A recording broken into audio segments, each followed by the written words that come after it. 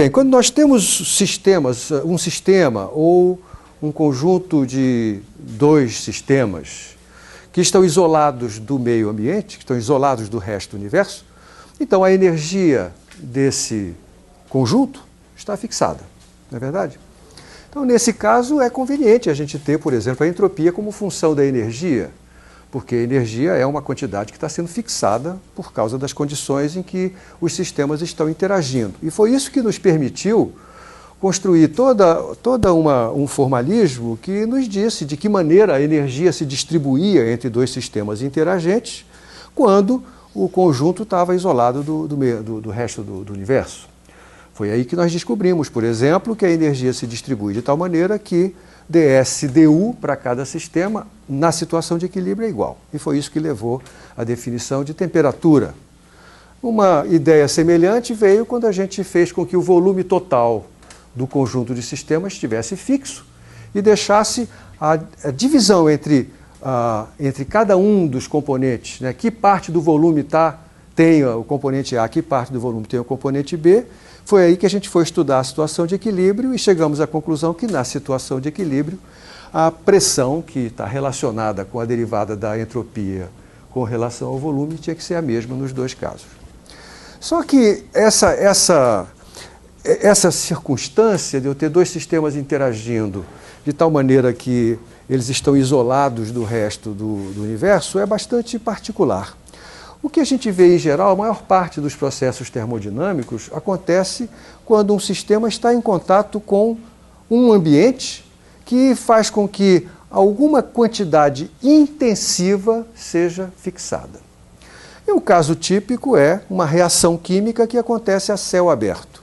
Se eu faço dois reagentes químicos interagirem e produzirem o resultado dessa reação, em geral eu estou interessado em saber como isso acontece quando esse sistema, esses reagentes e produtos estão sujeitos à pressão ambiente.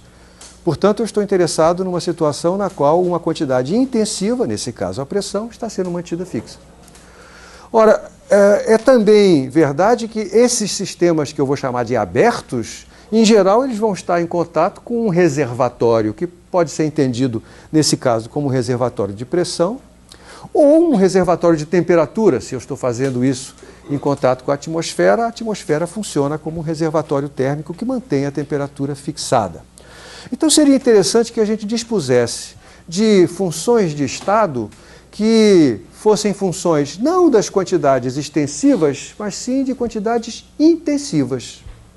De fato, nós já nos defrontamos com uma delas. Em algum momento do passado, nós definimos o conceito de entalpia. E a motivação para a gente criar o conceito de entalpia foi verificar que se eu quero criar um sistema termodinâmico a partir do nada, a quantidade de energia que eu tenho que gastar tem que ser suficiente para dotar o sistema da sua energia interna, mas além disso eu tenho que criar espaço para que ele possa existir. Eu tenho que empurrar o ambiente para criar um volume no qual ele possa se estabelecer.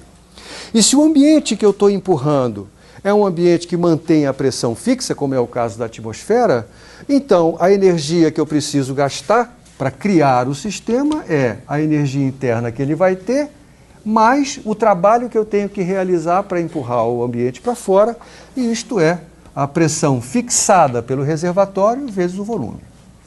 Tá certo? Então, isto aqui é a energia que eu tenho que gastar para criar esse sistema do nada. É também a energia que, em princípio, eu posso retirar do sistema quando ele é destruído, né? Quando ele desaparece, como por encanto, quando um mágico bate a sua varinha de condão e faz ele desaparecer, ao mesmo tempo que a energia interna dele vai ser usada para alguma outra coisa, vai sair para algum lugar, a atmosfera vai ocupar esse espaço e, portanto, vai também realizar um trabalho que é PV. Portanto, a energia total que, em princípio, eu posso retirar desse sistema, se eu o faço desaparecer, é U mais PV, ou seja, é a própria entalpia. Tá? Então, ela surgiu com essa motivação.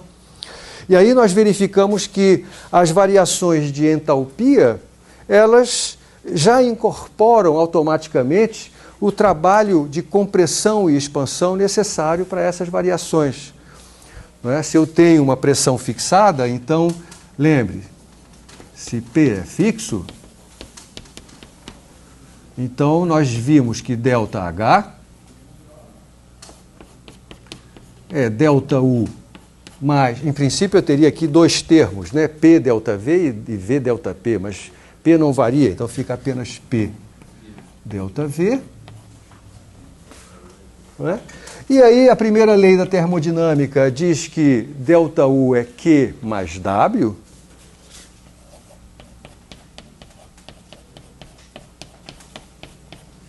Acontece que esse W aqui incorpora o trabalho de compressão e expansão e trabalho de outra natureza, e, portanto, eu posso escrever que ΔH é Q mais trabalho de compressão. O trabalho de compressão, nós sabemos, é menos P ΔV. Mais trabalho de outra natureza, mais P ΔV, ou seja, ΔH é Q mais o trabalho de outra natureza.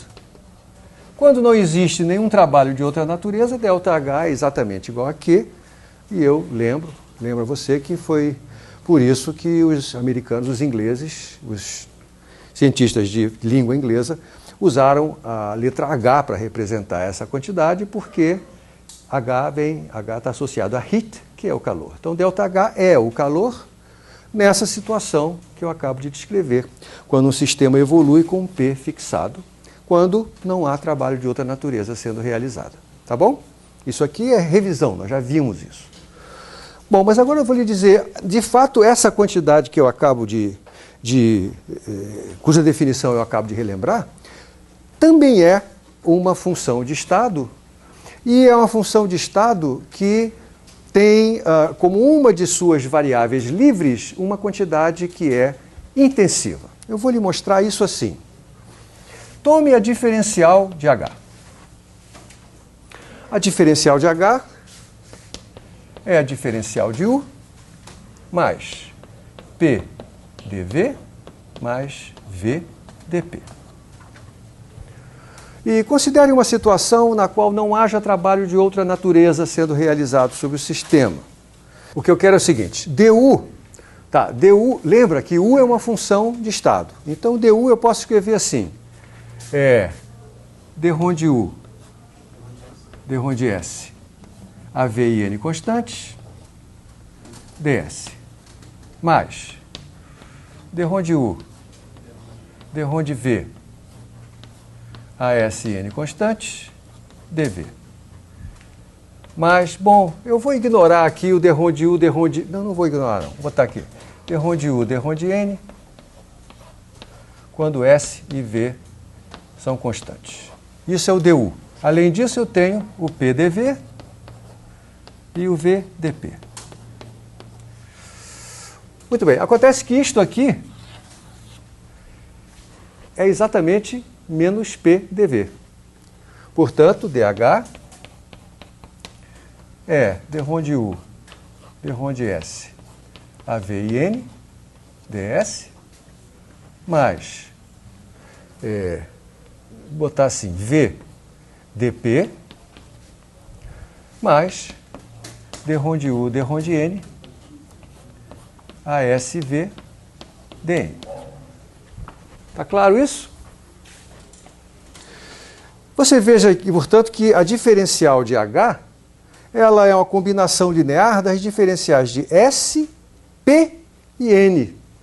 Isto quer dizer que H é uma função natural dessas três variáveis livres, S, P e N.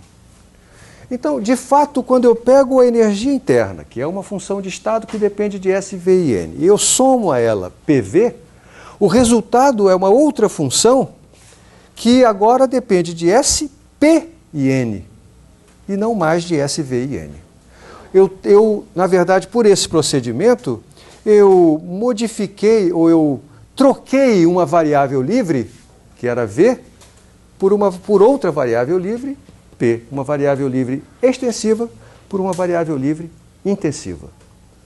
E quando eu faço isso, Esta função vai me permitir analisar, vai ser uma ferramenta importante para que eu analise processos nos quais P seja constante. Tá certo? Ela é mais útil para analisar esse tipo de processo do que a função original, porque nela, quando P for constante, esta variável aqui é constante. Tá certo? No caso da função original, que era a energia interna, eu não sei muito bem como exprimir o fato de que P é constante, ou melhor, o fato de que P é constante tem a ver com uma derivada dessa função e não com ela mesma. Né? Aí esse tipo de procedimento que faz com que eu possa trocar uma variável livre por outra, nós damos o nome de uma transformação de Legendre. Um nome bonito, né? Veja que isso só pode ser feito se eu estou trocando uma grandeza, o V, por uma outra, de tal forma que o produto das duas tem dimensão de energia.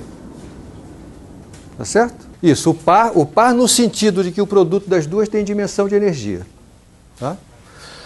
Eu vou poder fazer o mesmo com S, vou poder fazer o mesmo com N, que também são grandezas extensivas. Tá? Muito bem. Para fazer isso, por exemplo, com S, eu vou considerar o seguinte. Imagine que outra vez eu estou criando um sistema a partir do nada. Num ambiente com a temperatura fixada. Tá certo? Muito bem. Esqueça por um momento que eu tenho que criar espaço para ele, porque eu tenho que empurrar o ambiente. Ou então, considere que o volume desse sistema seria tão pequeno que eu posso desprezar isso aí. Muito bem. Ainda assim, para eu criar ele do nada, eu não preciso dar a ele toda a energia que ele vai ter. Isto porque, como ele está em contato com o reservatório a temperatura fixada, se ele for criado originalmente com uma temperatura nula, então ele vai ganhar energia de graça, porque ele vai estar a uma temperatura mais baixa que o ambiente. Nessas circunstâncias, sabemos todos que há um fluxo de energia espontâneo, que a gente chama de calor, e o reservatório não vai mudar de temperatura, de modo que ele vai ganhar energia de graça. Então, a energia que eu preciso gastar para criá-lo é menor do que a energia interna que ele vai ter. É a energia interna que ele vai ter menos a quantidade que entra sozinha, só porque tem uma diferença de temperatura com o ambiente. Essa quantidade, essa energia que flui por causa da diferença de temperaturas, nós batizamos de calor, não é? E nós sabemos que se eu faço isso numa situação ou num processo reversível, nós sabemos que o calor é T vezes ΔS, não é? Ou melhor, ΔS é Q sobre T. Q é T ΔS. ΔS é a variação de entropia do sistema, mas o sistema nasceu do nada, então a entropia inicial dele era zero, ele não tinha entropia, ele sequer existia. Então eu posso dizer que a energia que eu preciso dar para ele, numa situação onde a temperatura está sendo fixada pela presença de um ambiente infinito, de um reservatório térmico, então a energia que eu tenho que dar para ele é a energia interna menos uma quantidade que entra espontaneamente, que é T vezes S. A essa grandeza assim definida, nós chamamos a energia livre de Helmholtz.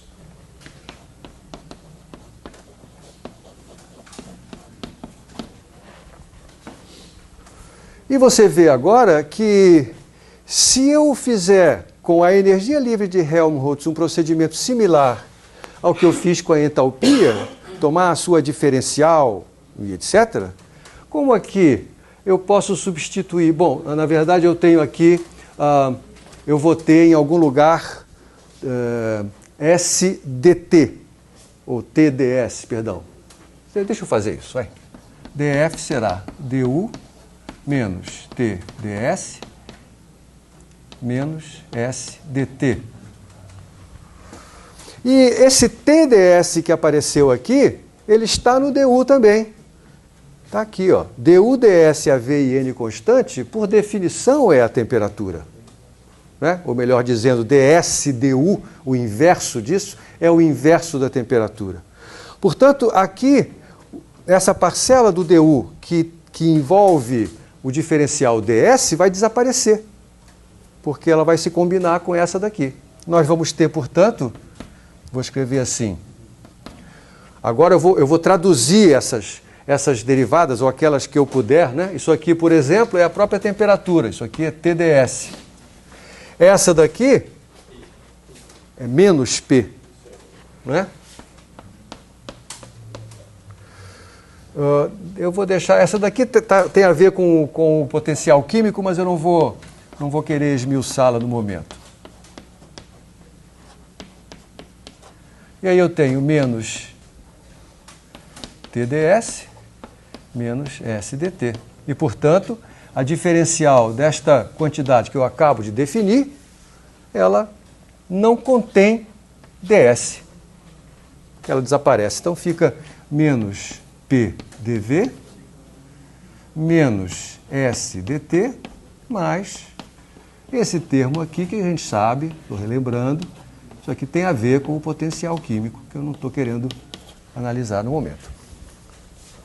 Nós vemos, portanto, que como a diferencial de F envolve diferencial de V, diferencial de T e diferencial de N, então F é uma função natural dessas três quantidades, V, T e N. E concretamente o que eu fiz ao definir essa função F foi trocar de variável independente. Aonde na energia interna aparecia a entropia, agora aparece a temperatura. Não é?